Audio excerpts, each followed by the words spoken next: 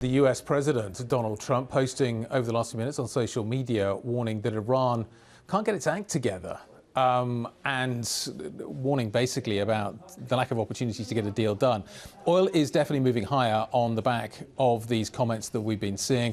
So let's get a kind of in-the-minute update from what we know, what we don't know from Joumanna Bercetche, who joins us now from Dubai. Joumanna, we've had a load of comments over the last few hours, plus we've also had these comments out of the Wall Street, this story out of the Wall Street Journal as well. Talk us through what we know this morning and what's moving oil prices higher.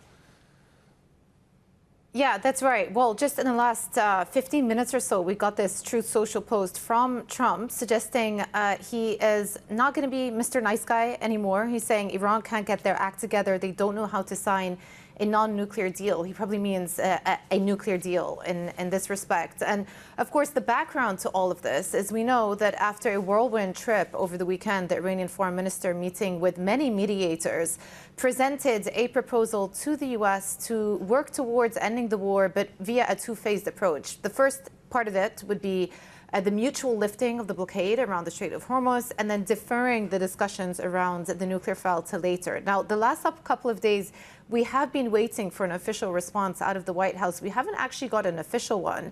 But to your point, Wall Street Journal reporting this morning that President Trump has sat with his advisors, has assessed the multiple options that he has, including walking away, a resumption of hostilities, or indeed an extension of the U.S. naval blockade. And Wall Street Journal reporting that he's opting to continue the blockade because in his eyes, it is actually working. Because the longer this blockade goes on for, as we know, the more it's going to restrict Iran's ability to export oil.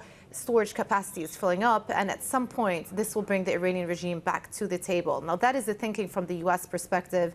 And indeed, yesterday, President Trump described the Iranian regime as being very fragmented and on its knees. Now, the question is from here whether that is actually the case, whether the Iranian side will be incentivized to return back to another round of negotiations in the absence of the U.S. lifting their blockade, or whether we're in a situation of a standoff where both sides are waiting for the other side to blink.